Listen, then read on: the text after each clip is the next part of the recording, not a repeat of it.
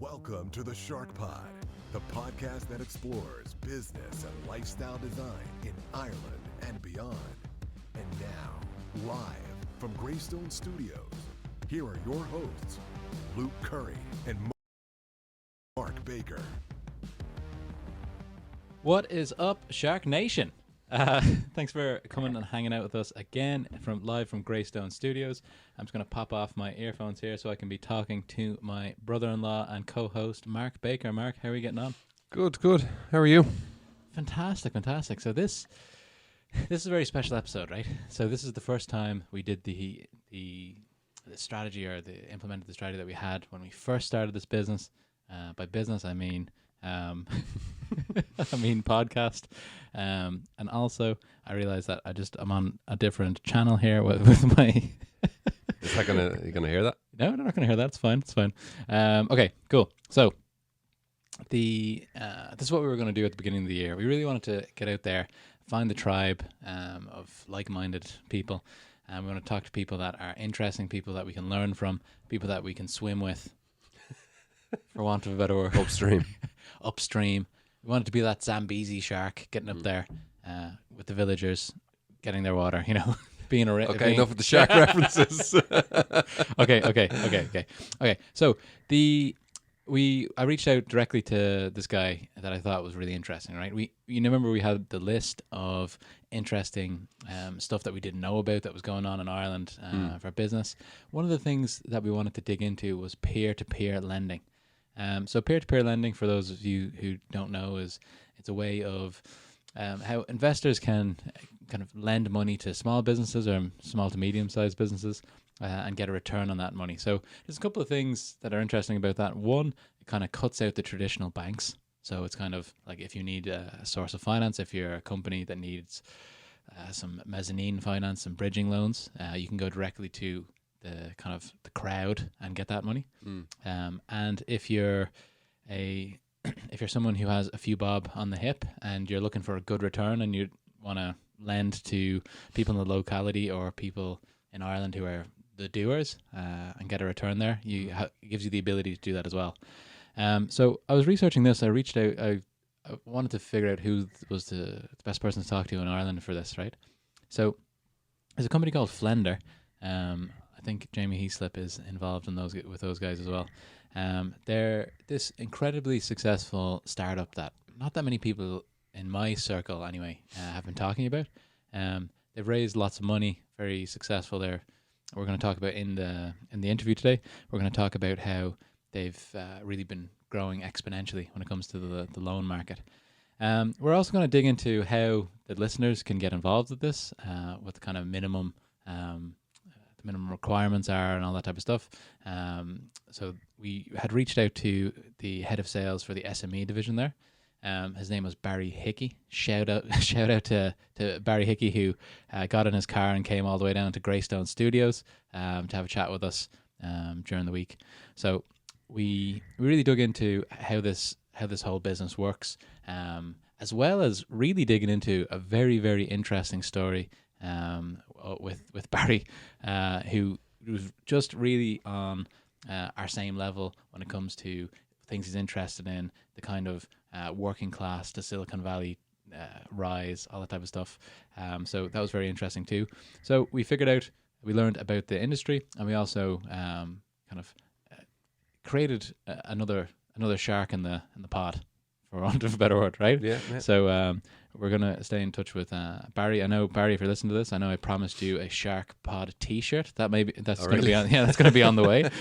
So I just got to figure out what size and all that type of stuff. So I'll reach out on that. But for the listeners, as an introduction, this guy he was born and raised in Jobstown in Dublin. For our international listeners, that would be a working class area here in Dublin. He started off selling door to door, and he had spent some time abroad, came back during the recession when all of his friends were gone away, and had basically just hustled his way from being a door-to-door salesman to being having a sales leadership role in Google in Dublin, right? So he's just starting his new role in Dublin. I have no doubt that he's going to smash that as well with the energy that he brings. Very positive guy. just a very wait till you hear it. It's incredibly interesting, right? Well, I've listened to it already. Oh yeah, Obviously. yeah. There's people behind the curtain, and I thought it was a super story. Yeah. What did I say to you when I first listened to it? I said it felt like he was our mate. Yeah, You know, like exactly. And Like- the sound was a little bit low on it at times, as I keep saying to you. But Yeah. I felt like I was literally listening to myself or you. I didn't know who was talking because he was saying the same things. It's the same. Again, it's great because this whole podcast was really supposed to be a project where we would reach out to people and get the network going, and maybe in a business way, but also just in a friendship way as well. And after that hour talking to Barry, it was like we were mates. So Yeah. it was really a big shout out to Barry for making the effort to come down. Yeah, appreciate that. And we wish you all the best of luck Yeah. in all of your endeavour. So without further ado, here is the interview with me and Barry, recorded from Greystones Studios. Okay, so we were having a chat there about growing up in Jobstown. We're having talk about when people are leaving school, they're not really dreaming of being a salesperson, even though, in my opinion, it's the best life you can. It's a great job. It's a good career. Okay. It's really funny. When I remember you talking about guidance counselors. I was chuckling when I was listening to it on the podcast. We're still not naming that guy. He comes up every time. I'm not going to name my guidance counsellor, but when I went in to see my guidance counsellor, they were basically pushing engineering jobs on us. So I was like, oh, go do engineering, even though you'd no ambition to be an engineer whatsoever. But yeah, so when I left school, went to college, did my general business degree, and when I left college, it was right at the start of the recession. So there was no jobs. So it was like it was like pigeonholed into doing this for 3 or 4 years, and you come out and you're like, okay, well, what do you do now? And I've always worked. I got my first job when I was 14. My mum and dad lied and told their local pub that I was 16. I got a job as a lounge boy. And, you always did little bits and pieces to try and earn a few quid. But I was always passionate about speaking to people. And when I really looked at, when I came out of college, like, what are you good at? Like, what do you like doing? And I love talking to people. I love having the crack. I love building relationships. So I said, okay, well, where are you going to get that? And I seen this. I was like on the jobs.ie, browsing through jobs.ie. There's no LinkedIn back then, man. So the desperation on jobs.ie. I used to be looking around like 700 jobs a day you were sending applications in for. But yeah, so I seen this job, and it was posted by a company called CPM, so CPM Ireland, counter products marketing, and those guys were great to me. But I applied for it, and it was for a field sales rep within Air, so it was Aircom at the time. Okay, so selling phone lines and broadband door to door. So that's where it started. It's like the same person I'm talking to here. I remember I sold Air a phone watch. Oh, very good. When I was younger as well. Yeah, this was one of my first sales jobs. But anyway, that's very strange. Absolutely. So I remember going for the interview, and my mum dropping me down. And the interview was in Harold's Cross, and full suit or not? Full suit. Yeah, and I had a mullet. I had a big, but a bleach blonde mullet at the time, nice. And I looked ridiculous. It's like a young Rod Stewart. And I remember walking in, and the guy who interviewed me said to me, if you can walk in here with a haircut like that, you've no problem knocking the door. So nice. So yeah, that was my first sales job, and I loved it. It was great. I call it my apprentice. It was my apprenticeship, I really built up my skills, my people skills, how to interact, how to approach someone who's a complete stranger, and trying to find something that you can relate to them, on, or strike a conversation with something you see, whether it's their car in their garden, or whether rapport. Just instant, trying to look for your icebreaker, essentially straight off the bat. And that's kind of I've held on to that skill and honed it over the years. But it was fun. So yeah, so I did that. I was quite good at that stage. Oh God, I was 22, I'd say. Okay. So it was a learning curve. Like as I said, you're kind of looking around, going, oh God, I'm 8 o'clock in the evening, and you're trying to chase your deal, and you're like, you're in the middle of let's say Jobstown for argument's sake, but could be in any council area in Dublin trying to sell a phone line to someone, and you're knocking on the door at 8 o'clock at night. They don't usually get doors knocked on at 8 o'clock at night, So that was really, look, it was a big learning curve. I have some really funny stories, some horror stories of my time doing that. But from there, I got the opportunity to move over to Edinburgh.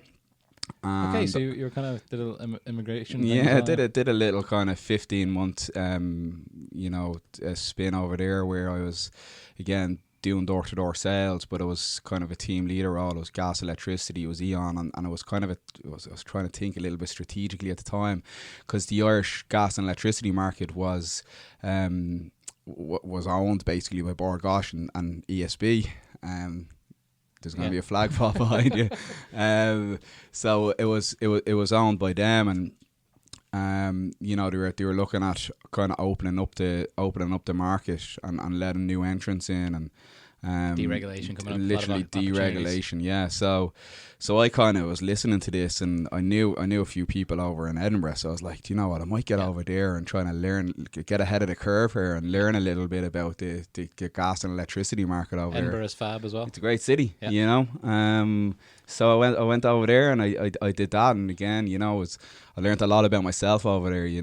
I often say I went over like, I'm not going to say a boy, but I most definitely came back a man, and really kind of had a vision of where I wanted to go from there, It's a theme that comes up a few times on the podcast so far, the kind of moving to a different country, how easy it is to kind of just stay in a safe place if you're over here. And I know it's only in Scotland, but like you said, that kind of time away, it gives so many people perspective, right? When they come back, then they're a little bit more focused, a little bit of that immigrant mentality that if you can put that on in Ireland, there's no stopping you. Yeah, look, if you can do it anywhere, you can do it in Ireland, you know, and that's so that was, so I was, when I came back actually, one of the reasons I came back, my dad wasn't well at the time.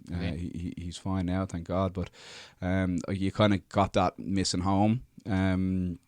So I came back, and again I was looking for a job, and there wasn't an awful lot of jobs in Ireland. What year is this round, give or take? 2004 or something, or 2014 or something? Yeah, it was like, no, it was even earlier than that. It was like 2009. 2009, 2010 maybe. That type of, between 2009 and 2012, just it's hard to even imagine. 13. People forget how it was. It was tough. Because I like in HubSpot, some people come in after college and they get these cushy jobs, and I'm like, I can't, like, you're gonna do amazingly well. You've got 10 years of like where I would be. Yeah, absolutely. If I started then. Yeah. So anyway, but it's an interesting time to come back. It was because I kind of left at the start, or and I kind of came back probably about 18 months in, and I was kind of, it was worse. It was worse when I left. Like, it was like there was businesses closing down, there was no money, but everyone was gone when I came back, including a lot of my friends. People emigrated. They went to Canada, they went to Australia, they went to the States. So it was an interesting time to come back. But like the way I always look at these things, and even I was asked recently, how do I think Brexit's going to impact things, and this is before things were a little bit more clear as they are now. And for me, the way I look at these things is like, with every challenge creates an opportunity, and it's a mindset thing. So 100%. If you're sitting there worrying about Brexit, then you shouldn't be. You should be looking at, okay, well, where's the gap for me here? Where can I make a move? Imagine if everyone thought like that. Yeah, that's absolutely. I couldn't agree more. Like, I think I mentioned on the podcast before where I was in Oslo recently, setting up a partner, and I was with somebody from the services team, and she's from border counties, which is like, I understand it's going to impact them more, right? So, absolutely. But the Oslo guy was like, what do you think with the Brexit stuff? And our kind of perspectives were completely different. I was like, there's going to be opportunities there. Like, we're going to be the closest people to British if they leave. Yep. And we've been close to them before, so we're kind of their gateway now into Europe. Absolutely. Whether we like it or not, we share a border with them, so we have to get along at some stage, and vice versa for Europe to Britain. We're also the gateway to Britain for Europe. Yeah. So puts us in a unique position. So yeah, I agree. But so when you came back, you started into a sales role again, or what's the story? Yeah, so 2009. None of your friends are here. Yeah, the local is completely empty. Everyone's gone. Everyone's got the horse is still outside. Yeah. But yeah, so I came back and look, I couldn't get a job. I couldn't get a job, and there's a certain element of me where I always kind of say never go backwards. But I picked up the phone and I said, look, okay, I need a job, and I rang CPM and I said, look, okay, so I left same in people that you were starting with. left in a good position. So So you call them mullet gone at this stage? Mullet gone. Okay, mullet so gone. it's an easier wasn't grey either. Okay. So I was in the prime of my hair my hair that career. golden period where where everything is right. Okay. So I went back and I got a job as a business development manager working with business customers, and it was my first business to business job. Smashed it. Yeah. Love that kind of environment. Yeah, I was a 12 week induction. I think I did my induction target in the first 6 weeks or something, like half the time. They generally only hired people at that time because they did a pick of the pill, really. Yeah. CVs coming out. Absolutely. So they only generally hired people with B2B experience. So they took a punt on me, Yeah. I remember the first manager I had in there, in that environment, and she kind of just left me to my own devices, and it was great but scary. That kind of way. You're kind of like I love doing things my way and the freedom to do that, but also where are you when Exactly. things are going wrong, type of thing. Like you need that's why I think even in sales sometimes we miss a trick when we're not giving people the playbook to go do it. Like, and I found that even right now. So I'm working with, say, 10 partners all over EMEA, people in Dubai, people in Morocco, and I'm trying to figure out a way to unify how we're going to actually sell in a process way. But it's mayhem. Everyone does things differently. But if you're in an office and you're organizing that, you're sales leader. You know this. If you can just hand somebody the plan, the blueprint. Yeah, that's what the dream, need. isn't it? Yeah, that's the dream. It's my ex CEO, as you said a couple of minutes ago. I finished up in Flender on Thursday last, and he always says it's always the process with you, because everything to me is about a process, and it's building that, as you said, it's that blueprint, it's that play. It's like, this is what you do, and this, if you do this and do this and do this and do this, you will get to this. And sometimes you might need to focus on this area a little bit more, whatever, but it's always about having a structure. It takes the stress out of it, I think. Absolutely.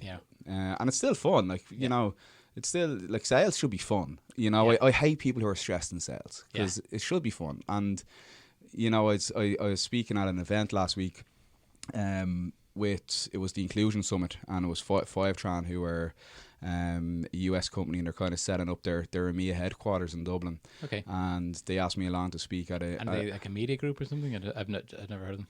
Say it again. Fivetran. No, they're like data analytics and funneling all different data sources into one source. Okay. Cool. Really cool little business, like really nice.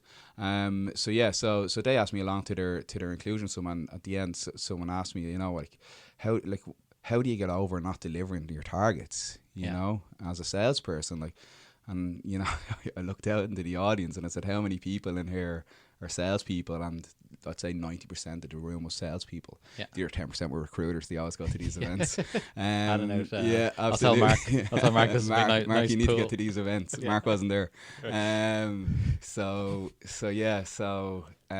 said, and how many people have never delivered targets all the time on a consistent basis? The same 90% left their hands up, and I said, there's your answer. Exactly. It's normal. You're not gonna smash it month in, month out, week in, week out, quarter in, quarter out. It's not humanly possible. And the ups and downs is kind of what makes it interesting. That's what's fun about it. It feels it can feel bad in the moment. Yeah. But we talked about this loads of times on the podcast, but the kind of knowing what's going to happen every day, I have no interest in that. No. So sure, it's with any, especially if you start in a new position and you don't know the product, you don't know the service, you miss the first couple of months, the stress starts to really come in here. Yeah. Especially if you have not really said to the manager, said to your boss, okay, how long do I really have here? What do you expect? And really have that kind of that honest conversation at the very start. Yeah. And I try and do that with all my people. Is have that honest conversation. Yeah. To give them that roadmap of expectation, and then come up with a plan to tackle that together. You know, and I think the reason why leaders generally don't have that conversation is they don't want to put that little, you know, thing in the back of the salesperson's mind to say, there's a chance here if I don't do X, Y, and Z, and I'm going to be gone in 12 weeks or 6 months or whatever. And then they start looking around while they're still there. They're automatically, then it's over. Then they've automatically checked out. Yeah, absolutely. They're never going to deliver then. I used to, so I did kickboxing at a very low level, but consistently for a long time. And we used to say when you were cornering somebody after the first couple of rounds or something, if they don't think that they can win, we might as well stop, because it's just going to go through the motions, and you just get further fed up, right? So having that mindset of that this is already over, then you should just quit. Then you'll find a job quicker because you'll have more time. So it's an interesting thing. And get paid for it as well. Exactly. It's a strange thing. So I love when I see new salespeople come in and they are struggling a little bit, like most people are. Yeah. And then they become superstars. I love seeing that. Yeah. Do you know? Yeah. And it's so possible. And it's almost like, sometimes I meet with the newer people that are starting in HubSpot. I go for coffee or something like that, and I kind of let them know the first 6 months I thought, this is not for me. I don't speak Norwegian because I was working in the Nordics at the time. Yeah.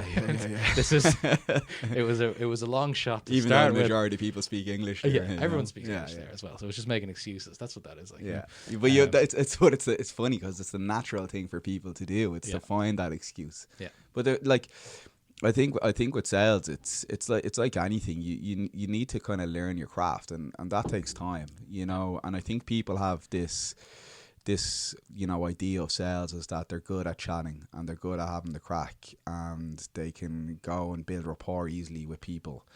So that's going to make them good at sales, when it's not. There's so much more to it, and going back to working door to door, one of the things that did for me was build up resilience. 100%. That's the front line, absolutely, literally, of sales. It's the cold face of it. You're knocking on someone's home to sell them something, and they don't know you're coming. That's a scary thought for someone. And it might be someone old who's worried about. It's and look, understandable. I get it. I remember one time I was working in Kildare, a lovely day. I'll never forget this day. I was working in Kildare. It was a newer housing development, and the Grand National was on. So I was listening to the Grand National in my car, had a cheeky €5 bet each way on someone, Nice. So I said, I won. The horse came in. I can't remember what horse it was. And I think it probably came in second or third. I didn't win it, but I won like 50 quid or something. Yeah. So I got out of the car, buzzing. 50 quid. Yeah, absolutely. Just a win. A win is a win, you know. So I remember I knocked on some guy's door, and I used to have this technique where when I knocked on someone's door, I had my ID, and instead of holding my ID around my neck, I used to hand it to the person. So then they physically took it. So they had to physically give that back to me to get rid of me. Yeah, so and I took a step back. So then they had to actually consciously make a move to get rid of me off the door, which kind of extended my elevator pitch from 5 seconds to a minute essentially. Yeah. But it used to work a treat. Yeah. And I remember maybe they kind of trigger some reciprocity as well. You've given them something. Yeah, they have absolutely. to give you something back. So I remember I knocked on this guy's door and did my thing. He opened the door, he gave him my ID, introduced himself, and he looked at it and he dropped it on the ground. and he closed the door. Okay. And that was right after I just won like 40 quid on a horse. So it kind of took you down and I remember you probably had a big smile on your face. That's it. So here was my mindset. I was like, I don't know what that guy's going through on a daily basis. I don't know what his life is. So if I take that like negativity and bring it, I'm never going to get out of here. Yeah. As in, I'd have to be there all night trying to deliver my targets, because I was really driven like that. I need to deliver my number. So you do meet people who are having crappy days, and that's where the resilience is built, and that's where that okay, well, look, the old cliche in sales is every no is a step closer to a yes. But it's in door-to-door sales, it's true. 100%. So that was a fun time. It's interesting because one of the things that really hold back people is that, and me and Mark talked about this before, where that type of rejection, it goes into the kind of genetics where people don't like that that feeling, because it's like the tribe rejecting you or whatever. But it's the only way that we're going to make the type of income that we're really hoping for. Absolutely. When you talk to sales is such an interesting thing, because when I talk to some of my friends, they're like doctors. Some of them, not a lot of them, but some of them are doctors. Some of them are just hang around St. James's. Yeah, some of them are super successful in like professions. Yeah. And then when they see like there's people in tech sales who are making $250,000 a year, and they're like, but I went to school for 10 years, and they're only kind of coming into good money now. Absolutely. So I wish, this is part of the podcast as well. It's going to be, and some of the feedback that we've got, you can reach out to Luke at shark.ie. Some of the feedback that we've got so far has been from younger people that are listening to this, that are kind of looking, they don't know what, you yourself, we don't really know what we're doing when we're 18, 19. Go get a door-to-door sales job. Go get a door-to-door sales job or a BDR job, just smashing phones. Yeah, absolutely. I firmly believe this as well. Like, how many times you go into a restaurant and or a cafe, or go into a shop, and the person is just so rude, and they hate what you're doing, they go into like the doctor thing. Doctor's in college for 10 years, and he comes out of college and he's thrown in to have this really tough conversation with, and he's no people skills. He's been locked away. Absolutely. So if you can get into some kind of sales job where when you're young, where you're building up that skill, because it's a skill, having the ability to go and hold a conversation with someone, it's a skill, and having like a bit of what my mother would call the neck to go. Absolutely. The brasses. Like we're reaching out to, like I said, the new channel that I'm building in HubSpot. Like, we're reaching out to people in Germany. We don't even have a website area for this new partnership program that we're running. I don't speak German. It's as cold as cold can be. As cold can be, and be like, listen, I want you guys to invest millions of dollars into this, into my vision, and I know it's going to work. We just have to, let's have a meeting. That's what I believe as well. Like, if you can get the meeting, that's where people in front of someone. Fall down. They don't have enough meetings. 100%. There's too much white space in their calendar. It's the first thing I say to people who are struggling. Fill your stuff. Yeah, it's interesting when I heard you guys talk about the sales funnel and building that out, and my ill-fated absolutely. You're in there for 4 hours, and you're not building your funnel, and the guy was like literally had his funnel built. But that's what it is. It's trying to make sure that if you're you put in, you get out what you put in, and if your calendar isn't full, you're not doing your job. And your job is to be making connections and knocking on the doors to fill your calendar.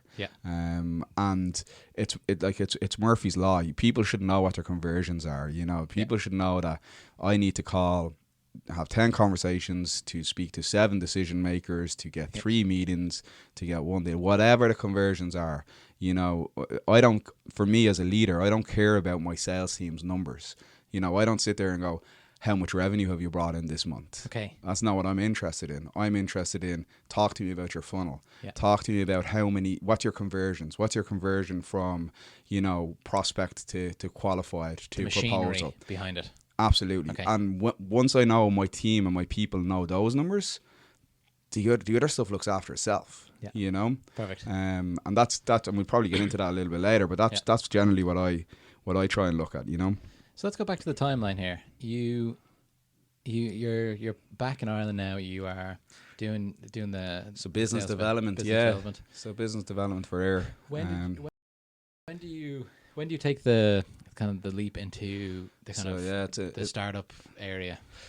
So it's another. I suppose it's another while after that.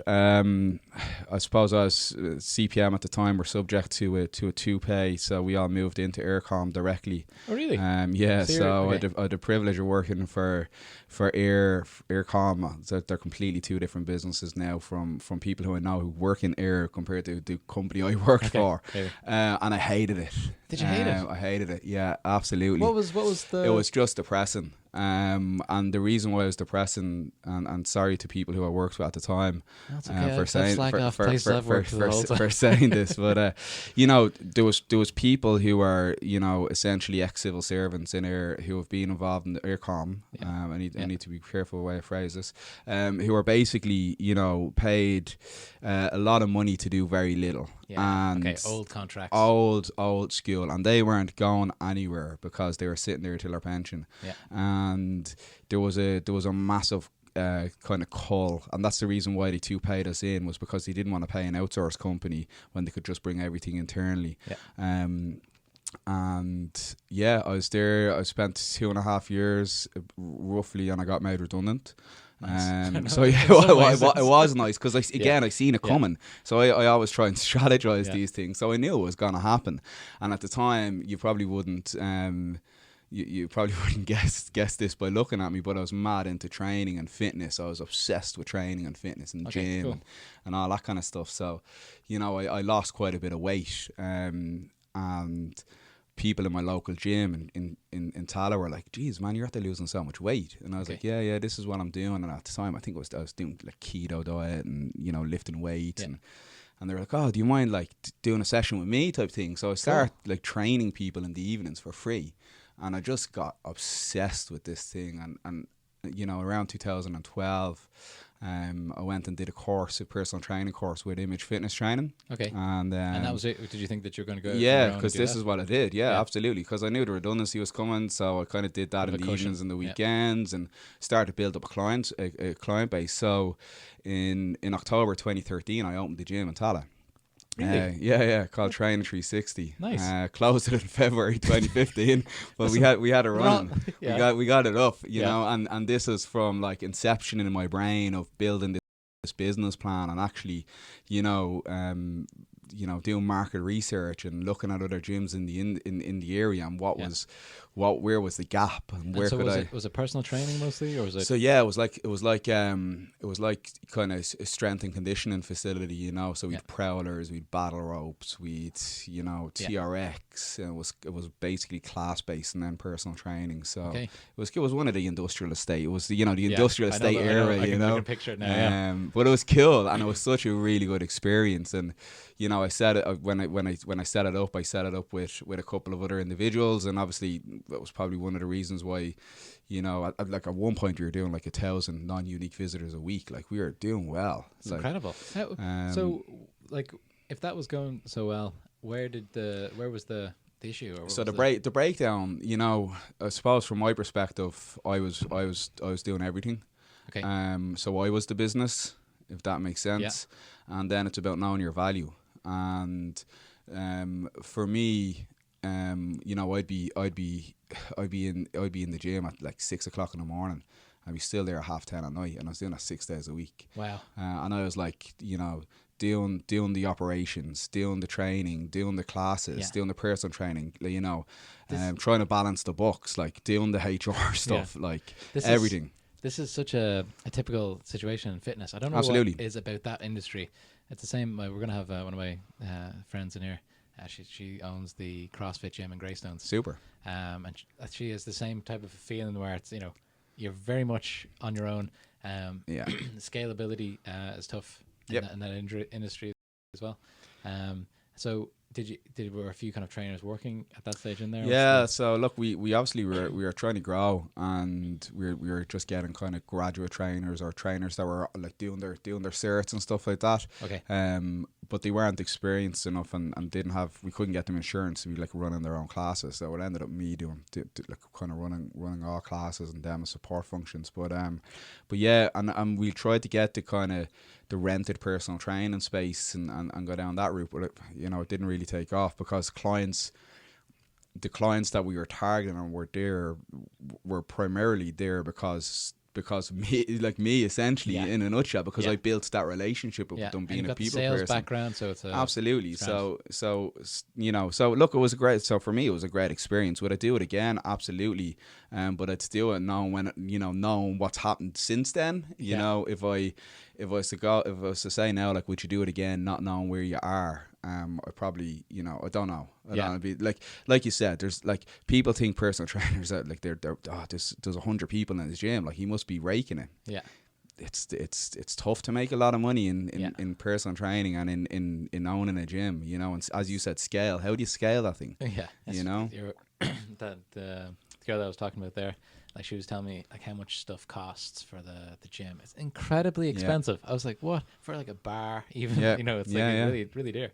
So you tried your hand at the entrepreneurship, right? Yeah. So you've got your entrepreneurship stripes, and then when does it come into the peer-to-peer lending? I suppose I got into management then when I left. Or finished up with Training 360. I got into management. I went back again to CPM. Did you go back again? Absolutely. They look like, as I said, they look after Boomerang Barry. They called me at the time. Yeah. But from there, I went in and CPM actually won an account with SSE Electricity, and I told you the linkage would eventually come back around. Full So I got a knock on the door to say, look, we're after winning this account. We want you to step into kind of regional sales manager role. Build it up, a startup business. They liked what I did with Training 360 and building that up to what it was. So that's what I did. I built a whole sales channel for and learning every day as I went along. It was door to door and broker led, and at one point, I think we had 45 salespeople out on the road. I was sitting in a national sales manager position after being promoted a couple of times, and it's fabulous, because those 45 people that you hired, right, not all of them are going to be in sales careers long term, but a few of them are.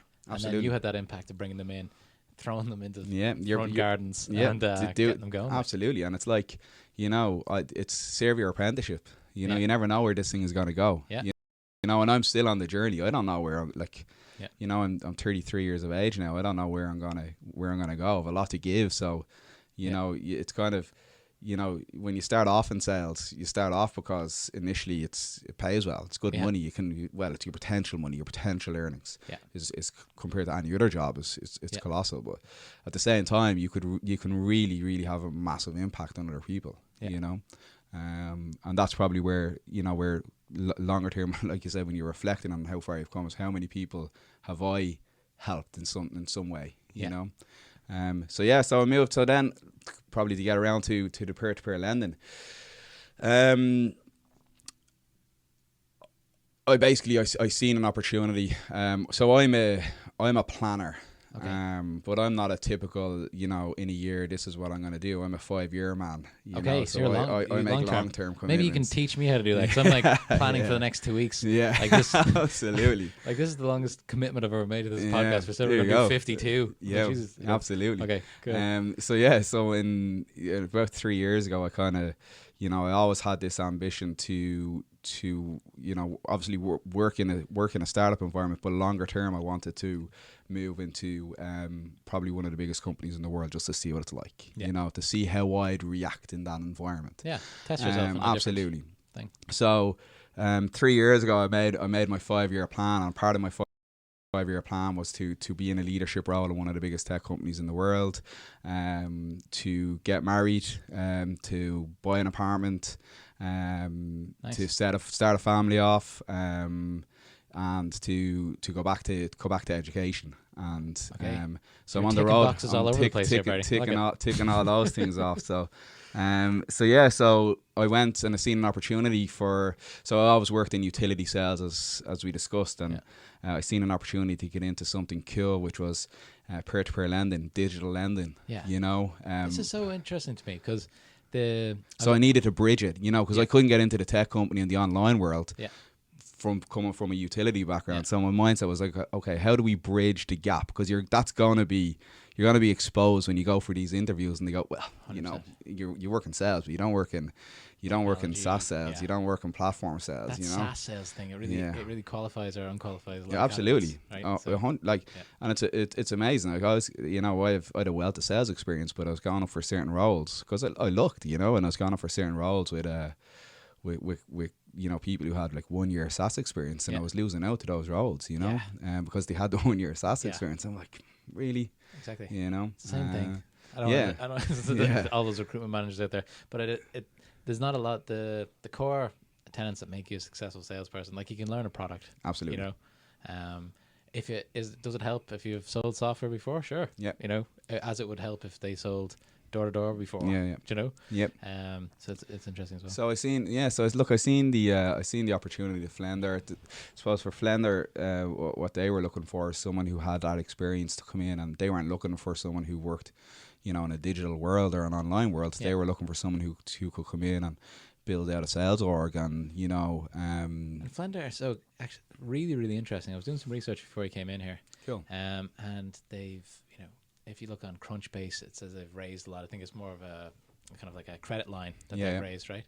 And it just gives people an alternative. a lot of equity as well. You know, there's a lot of people who really believe in what Flender are doing, who are seriously experienced and wealthy, you know, that are backing this. ex banking entrepreneurs, but also tech entrepreneurs who are really backing. They can see this kind of. They can see where it's going.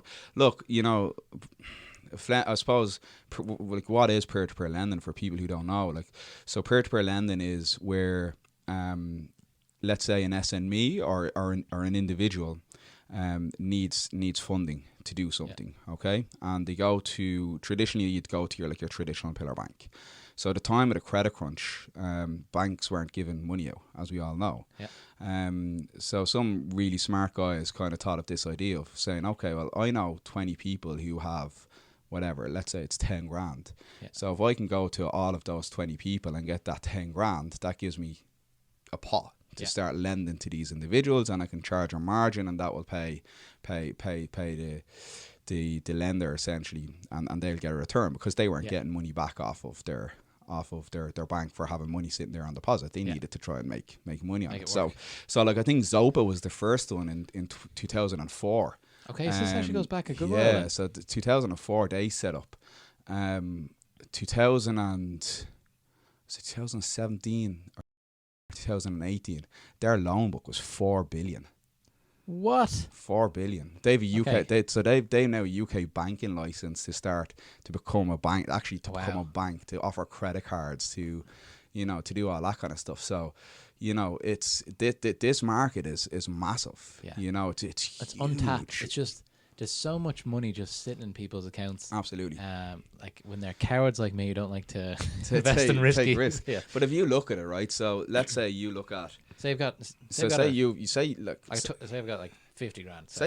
Say you've 10 grand, Okay. right? Let's make the math easy for me. Okay. So say you've 10 grand. If you leave that on deposit with a pillar bank at the minute, you know, you're probably making about, I don't know, like €3 back a year in interest. Nothing, like, yeah. You know, for your 10 grand, like you're leaving on deposit, it and then used you're to be going to pay, alright, like. and then you're going to pay dirt on that. Yeah. So then you're going to be taxed 35% on your €3. It's ridiculous. So, like if I could show you a magic way to go, okay, well, take your 10 grand, invest it in a wide range of different businesses that match your risk appetite and that you select, and that they have to go through a credit process very similar to what they'd go through with a pillar bank.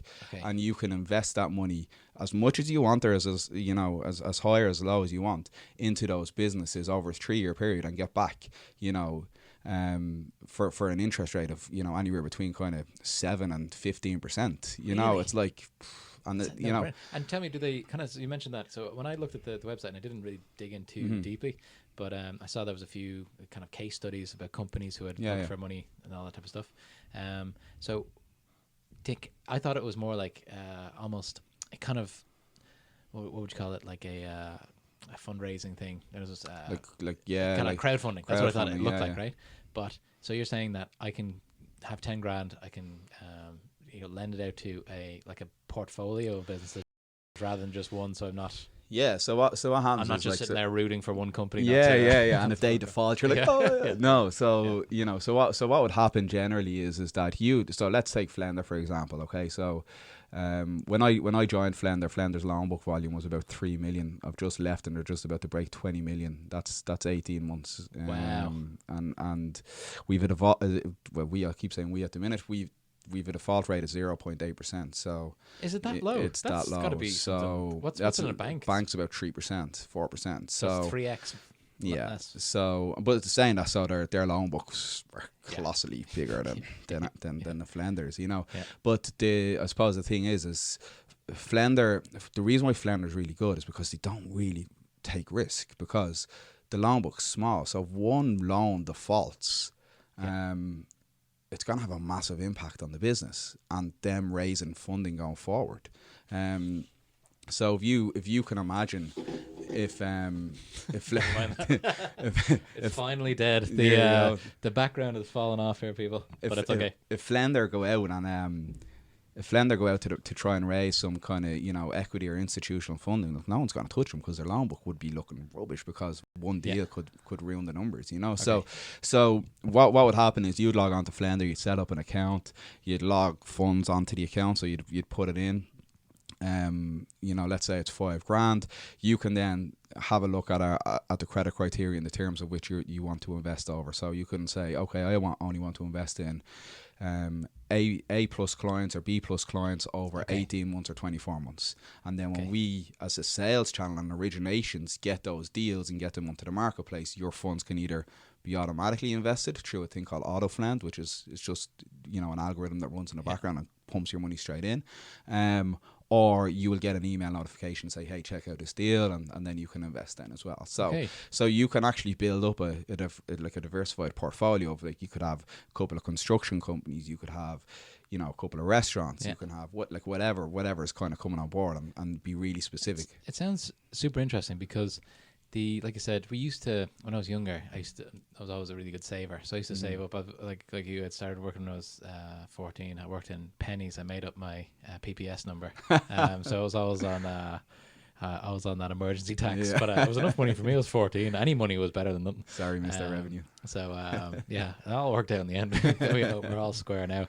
But so it's when I used to save, I used to get, like, I remember get like €400 or €500 a year on my savings, and that was like enough to go to like Napa or something. Do you know what I mean? Like something like that. Yeah. But now it's absolutely nothing. So if I can go in and go in those A plus rating companies and get even 3 or 4%, that's a big win for a lot of people. Absolutely. And you know, the problem is that within Ireland, we're so slow on these things sometimes. We're so conservative. We're so, you know, we worry about it instead of having that little, you know, that little bit of a, you know, entrepreneurship spirit, like, because that's what it is. It's like you saying, okay, well, I'm going to invest my hard-earned money into someone else's business, you know, because that's what you're doing, but it's calculated risk, you know, and then it's compound interest, so the pot's just building.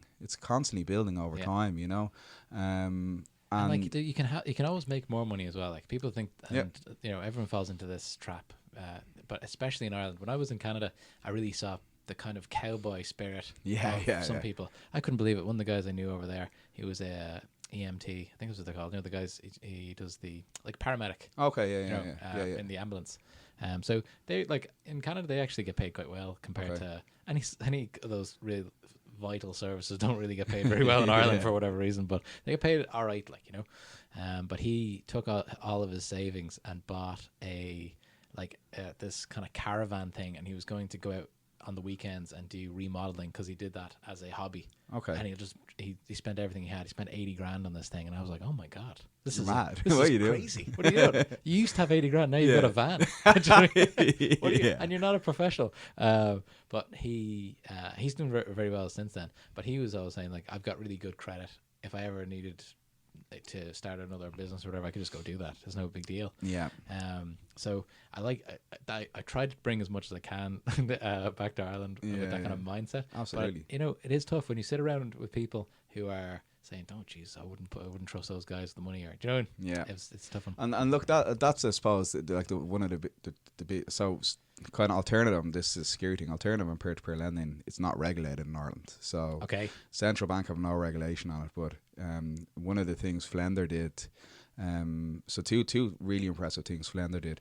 The first thing, when Flender did a first raise, they raised it privately. And the second time they went to raise money, they actually went on to Cedars, which is a UK crowdfunding platform. Really? And raised 500 grand on Cedars. These guys are innovators. And they were basically like, we're going to show the people of Ireland crowdfunding works. And it was like, I think one of the founders said, it was like, you know, eating their own dog food, essentially. Okay, you know, it was like, we're back proving the themselves. concept. And then the other thing they did was they got Financial Conduct Authority regulation in the UK. So that kind of gave a little bit of kind of legitimacy, I'm going to say, to people in Ireland to say, okay, well, Flender are there to FCA regulations. You know, so if regulation happened in Ireland tomorrow, it's not going to impact Flender's business because they're ready and they're actively lobbying for it, you know, because it creates a barrier to entry to their market in Ireland. Exactly, then they're, you know, they're away. Absolutely. And so when you were the head of sales there for the SME, who are you selling to? Are you selling to companies to try to get them to borrow from you guys, or are you selling to kind of maybe institutional investors, or what's the target there? Yeah, it was borrowers. It was selling to Irish businesses, and it was like a massive educational piece. It was like, hey, we're an alternative to a bank. So if you think there's I think the Irish pillar banks, like they're lending like 18, 19 billion a year. Crazy, And let's say the market's like 20, 22 billion. Like they have 90% of the market. 3 Irish banks have 90% of the market. Yeah, that's not very healthy. Absolutely. For the system. And not only that is, you know, they're general. Like when I started, now they're making improvements now. When I started in Flender, there was businesses who would have applied for a loan with a pillar bank still have to do the whole 40 pages of paperwork with a black biro. This is only 18 months ago, and then wait 16, 17 weeks for a decision, and that decision could have been a no. The beauty about fintech and technology is everything is almost instantaneous. So we give credit decisions, and on average I think last quarter was 3 hours. Oh wow. So especially, and that's a full underwriting process. So that's a credit team getting full documents, full accounts, bank statements, financial accounts, going through absolutely everything and giving you a decision within 3 hours, and then draw down of funds within 24 hours. This is incredible. Could you imagine if you're a business and you are, you know, you've always paid your bills, you've got a great kind of profile, and you have a business opportunity and you need whatever 50 grand to do it, but you need it kind of quick. You know. And for whatever cash flow reasons, you might be tied up somewhere else, and you just need the money to build a business. Like, I'd say once you get the people in there and they see that they can raise funds like this, I'd say they become like return customers. Would that be a big part of the book? Or? Yeah. So we obviously we kind of try and, you know, flush the loan book as much as we can in terms of in keeping customers, because you know, it's important. But like businesses really see the value. And what we try to do as a sales team was have that educational piece and try and get people to try and think differently and think outside the box in regards to finance, and become a finance partner, or whether that's, like you said, a project finance, it was a once-off, or whether it was a working capital, or you know, a recruitment drive or something they were doing. But it was essentially ringing businesses and saying, hey, look, this is what we do. So going back, it's full circle. It's absolutely, it was doorstepping over the phone. Like, absolutely, you know? And I suppose when I went in, there was a couple of sales guys, and it was almost like, initially it was very much, you know, kind of boiler house. Really? And I'm like, you know, I like logic, you know, and the guys at the time were probably just picking up the phone and trying to get a credit application off anyone. And when I went in and bringing a customer through a whole cycle, they were never going to get a favourable answer off, you know, because they were just, their credit just, they couldn't take credit, you know, they couldn't take finance, they weren't strong enough. So one of the things I went in one of the first days, I asked, okay, so what's our ideal customer profile? And, you know, people looked at me like I had 20 heads. And then I kind of realized, well, that's what I'm here to try and do, you know. Okay. So that's what we did. So we built up an ideal customer profile, and it was really kind of difficult because at the time I think we did like 20 loans. So we didn't have an awful lot of data. It's not an awful lot of data to build up an ideal customer profile. Compared to the banks, they've got absolutely. Yeah. So we'd probably 20 deals, let's say, but we'd like 250 no's. We 250 declines. So it was like reverse engineered. It was looking at it and going, okay, so who do we not like? Yeah. And then who do we not like less? And who do we not like less than that? Yeah. And then it's building up, and we built up this ideal customer profile. So one of the things is like, when you're calling a business, you kind of have to have some kind of inclination on how they've done previously for the previous couple of years in terms of trading and turnover and profitability and all that kind of stuff. So we then tried to find a service provider, which we did, which we could basically have a search of that business on this service provider, and it would pull up their last kind of 2 filed accounts essentially, and it would give us an indicative number essentially. So we use this to say, okay, will I ring this customer, yes or no? And we use this to categorically rule businesses out as opposed to rule businesses in. Okay. So then we start work. So when I joined the business, I think the decline rate was 97%. So 97 of all 3 of 100 applications would go through, and 97 wouldn't, and they'd go through the full cycle. And that's bad for a brand, And at the time of leaving, I think we're down to like 41%, 42%. So that's incredible. A lot of work done on that. That's incredible. But the business is flying. Because that takes up a lot of time and effort. When I was working in the payment software industry in Canada, we had a similar thing. We had to get everyone approved by the bank to get a merchant account. Yeah. So some people were just throwing shit at the wall, seeing what stuck. So absolutely. Then they had the opposite. You were saying people talk. They had the opposite problem where they put in a few dodgy deals, and then all those dodgy lads would tell their friends, "This guy's a soft touch. Yeah. He'll put in any old application, you might get it." Yeah. So they wasted so much time. So many people getting declined, and it's waste of time for everybody, because I was working on a residual, so I needed to build a book of people who are going to get approved. And if you think the time that you spend trying to source that customer, gather the docs, it's not only, like you said, it's not the customer's time. Credit then still have to underwrite it. They still have to look at it. They still have to give a decision on it. And they're probably they're quite close to the credit guys, and they look at like some of the stuff, and they're like, why am I looking at this? Why is this on my desk? But so thankfully we go full circle on the processes. We input these processes. We start training our team on how to kind of identify these businesses and check their credit history and give them a call, and then we start trying to train them on the hook of why they're doing, like why they're calling them. So we'd get them like doing their research, like the typical sales things, doing their research in the business. Have they done any recent projects? Have they is there a certain trend in the industry, in a particular industry that they can kind of leverage? That kind of challenger sale model. So we developed kind of that a little bit and try and get them experts in their fields. And most recently, a really cool thing that we did was we noticed there was so we were still rejecting, at this point we were rejecting about 50% of all applications, and there was a lot of retail businesses that we were rejecting because they were seasonal, so like you were saying, like merchants. So what we did was we looked at the business, and we looked at, okay, how can we get more comfort around funding this business? So then we started looking at their merchant cash receipts, and like the majority of people are paying for things with card now. So we set up a merchant cash advance product. Okay.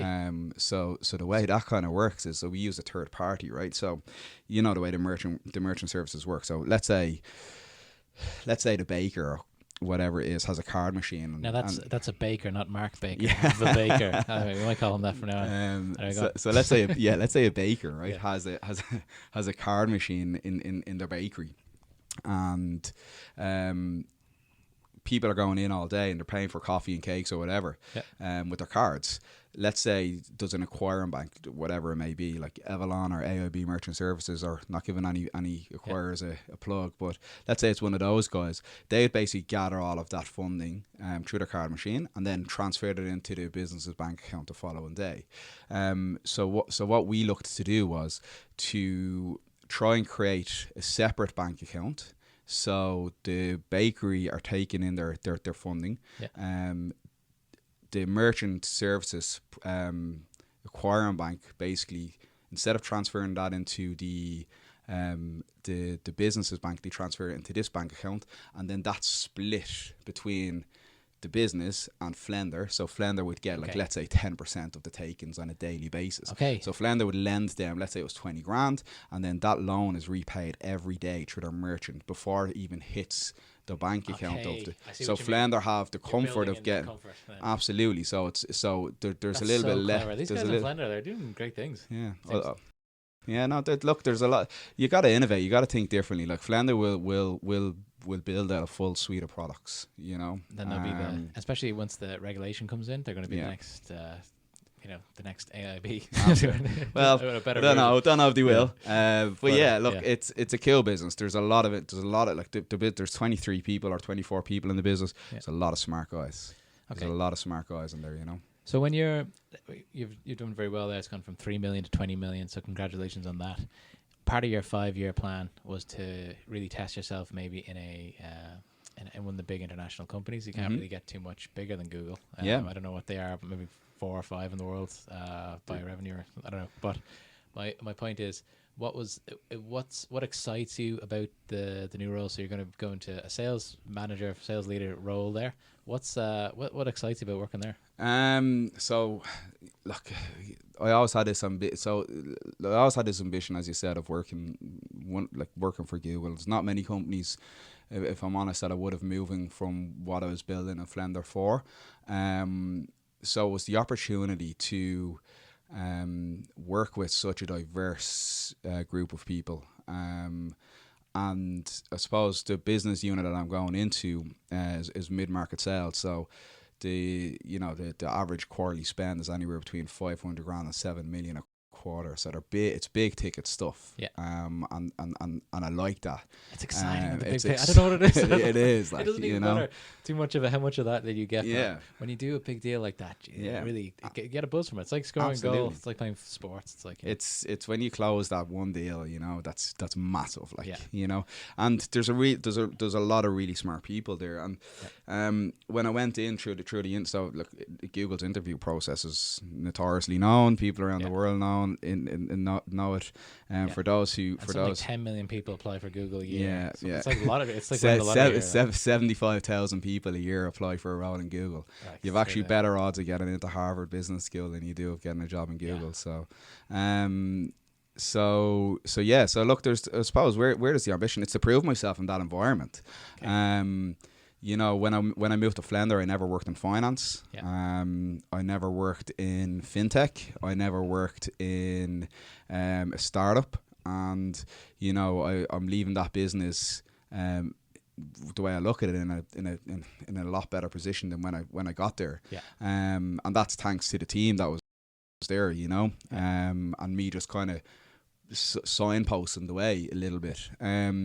They really executed on it, and it's a similar team with Google. I think they're looking to kind of go through a little bit of a sales transformational kind of upgrade, kind of. Yeah, so look, it's very kind of Google, and people know who they are, and it's account managers have the benefit of that, but there's an opportunity there. It might be something like Microsoft. I know a lot of guys who work there, and we kind of in software sales, we kind of slag them off a little bit by saying like it's kind of like the retirement home. It's like people are going to just buy the new Microsoft thing anyway. You guys are kind of farming it out. But obviously it's not like that 100% of the time, but there is kind of that element to it. But lately, because of the way their partner Shakeup has gone over there, like they have to do a lot more of the outreach. They're trying to grow their business, into markets where they haven't been very strong before. So they're not having the benefit of that closed off just patch that you just keep on working. And I met recently with one of the other big tech companies or social media companies in Ireland, and just to pick their brain on their reseller model, just to see what the story was there. And their digital sales, so I know that's what you're going into, their digital media sales. Yeah, I mean, the type of business that is like, when I didn't realize how big the pie was and how lucky we are in Ireland. Everything gets funneled through here, but it's huge. It's absolutely massive. Yeah, really. And I can remember came out of the meeting, I was in the European headquarters of this company in Ireland, and I remember coming out of the meeting thinking, like, I didn't even know that these deals were happening. Yeah. And how do I get involved? You know what I mean? It's colossal. amazing. Like, it's big too. So the whole thing is like, you know, Google are everywhere. Yeah. You know, and that's one of the things that really attracted me to the business. They're kind of involved in a lot of, so people think of Google and they think of like a search engine, you know, or YouTube. Yeah. And they don't realize that they're massively involved in, let's say they're wanting to move into like wearables, and hence the purchase of Fitbit. They're moving into They've robots and everything. They've got like their whole lab in San Fran, you know, that's you know, just and they're like really investing in cloud at the minute, you know, and it was, but they're also looking at trying to acquire to stay ahead of the curve. So one of the things they bought was like 160 million, an Irish company, Pointy. Like, what a win for Ireland that was, you know. People never even really heard of that. We need to publicize this more. Absolutely, and it's a great idea. Pointy, the Pointy box is fantastic, you know. It's one of the things that came up in our last podcast. I actually went out live today with the Finnish guy that was on. In Finland, they've got an incredible startup culture, and what they do is they take those big wins like Nokia and stuff when everyone works for Nokia at some stage. And then they take that kind of whatever kind of spin-off culture. It was like, okay, I'm doing this little bit, I'm an expert in this part of the business, so I'm going to do my own thing. I think in Ireland, with all the tech companies, we've kind of missed the trick. We a have, bit. absolutely. You know what I mean? And look, like, but you know, like we're trying to promote it more. Like we have like, you know, like collaborative workings with like Dog Patch Labs and you know, the innovation centers and all those kind of. So we are really trying to drive that. Like, Irish people are smart. We're smart. We're a smart nation. You know, there's a lot of clever people out there, and like I'm like you, so I'm an ideas man, so I come up with ideas all the time, but I just like me, you know, I'm just like don't execute them. Yeah, exactly. Like, you I wish know? Mark was here, the executioner. He's always like absolutely. Like, I don't want to tell him an idea because it'll make me get all this equipment in place. So me and one of my good pals, Peter McMullen. Shout out to Peter. Big up Peter Mac. He's based in Belfast, and we probably speak I'm actually meeting him this evening for a bite to eat, but we probably speak to each other every couple of days about an idea. You know, it's like, oh, do you know what I was thinking? Like, so, and they're generally like platform based ideas, like, but it's actually, you know, like, it's a big step going out and trying to execute these things, you know, to try and get an idea in your head into an actual business that's paying people a wage. Like, it's a big step, man. Like, they're the guys that we should be shouting off the rooftops, you know. So let's cast the mind a couple of years from now, right? It's great to talk to you while your career is developing, right? Because a lot of times people on podcasts, you come on and it's kind of like, it's been done. They did what they did with their life 10 years ago, and they've just been dining out on that since then. So you're still on the ascendancy here. You're going through your career. In 5 years' time, what's a success look like for you? Continue with the goal that you set a few years ago. What's like, I think I've actually been thinking about this quite a bit, and you know, it's kind of it's at reevaluation stage now for me, because I've pretty much done a lot of what I set out to do. So again, married in June, I'm doing a master's in Smurfit now. I'm year 2 in there of 1 year to go. I've got the opportunity now in the big tech company. So I've ticked a lot of boxes that I set out to do. So, you know, 5 years, like I'd love to be a director in Google and get up to that level. I think that's achievable. You know, I know what my ability is.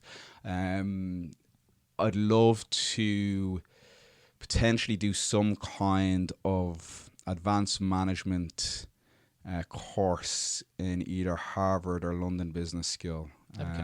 Either one. I don't know. I've kind of looking at that at the minute, but it's, you know, I'm still 18 months left in the masters I'm doing now. So so you've. But I want to try and give back a little bit, because I feel like I've got great experience in terms of you know, people gave me their time and their thoughts and stuff like that. So, you know, I'm doing a bit of work with Sales Women in Tech. So Nice. Sales Women in Tech is a community organisation. They're trying to, so basically it was set up by two ladies, one working with LinkedIn and one working at Fivetran, and they're trying to create a community to inspire and empower saleswomen in particular, particularly between kind of entry-level sales roles and stepping into that leadership role, because there's a market there, and particularly around education, mentoring, kind of how to develop and grow your career in sales.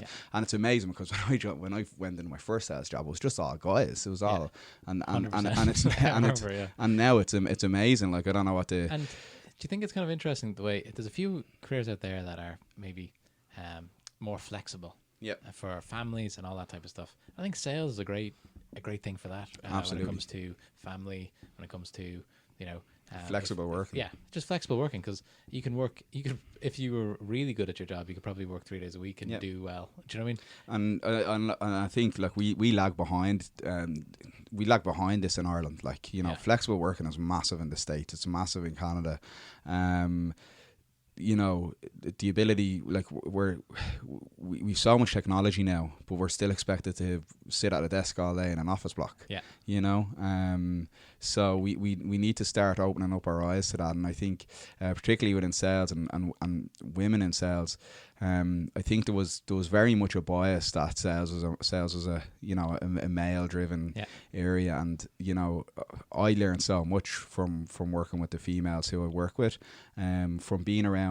So the whole thing with Sales Women in Tech is they set up this community, and they were running themselves for a couple of months, and they wanted to build out their kind of their committee.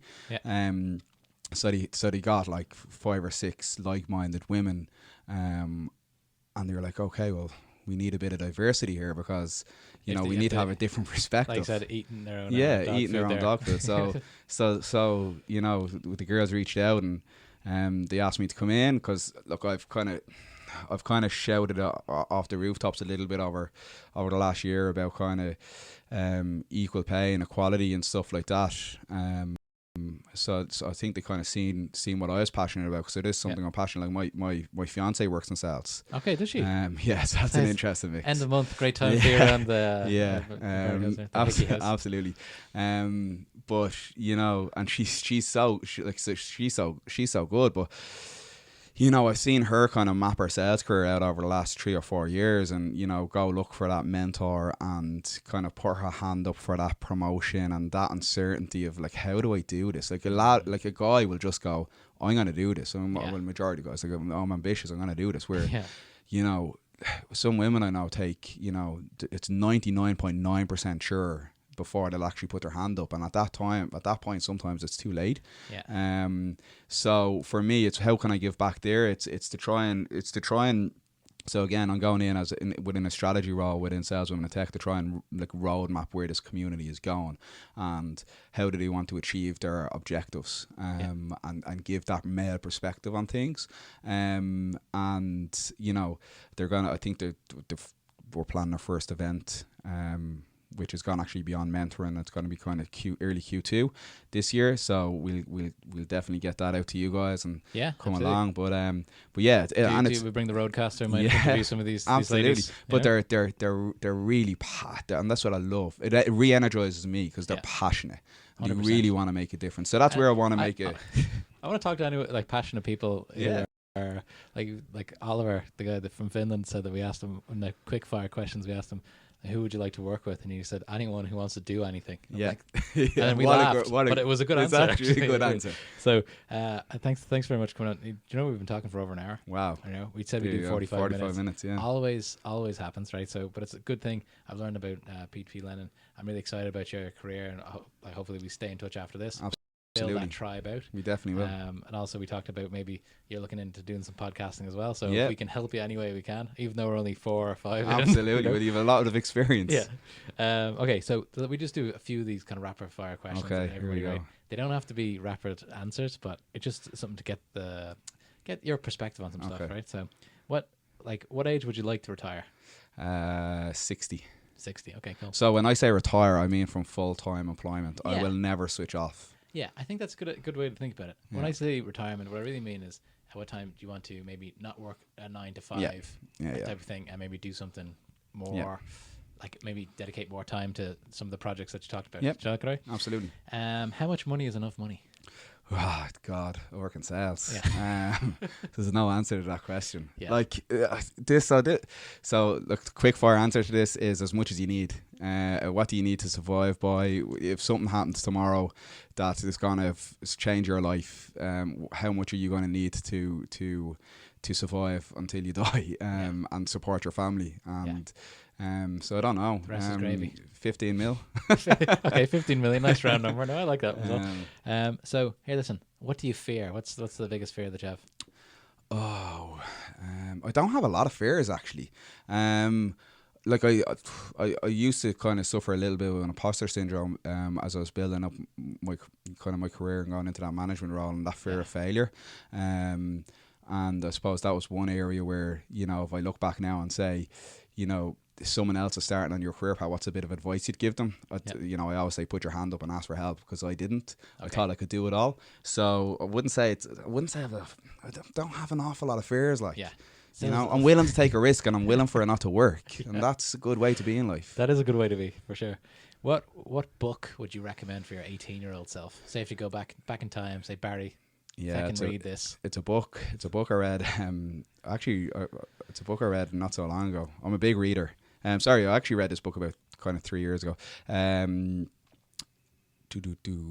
I'd say 7 Habits of Highly Effective People by Dr. Steve Covey. Yeah, really? That was I've never actually read that one. It's a big mentality game changer for me, and especially with my interactions with people and how when I was a salesperson, all I really cared about was me.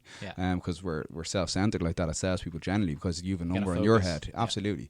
And when I went into that management role, it really helped me open up my eyes to, you know, like one of the best quotes I always say is seek first to understand.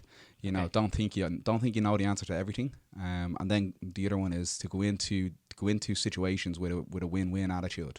So, you know, a lot of the times we go into like sales pitches or whatever with what we want to get out of it.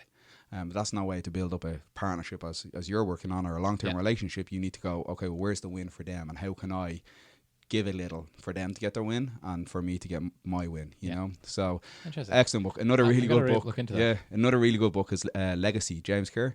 I've never heard of that one either. Yeah, so Legacy is 15 lessons in leadership you can take from the All Blacks rugby team.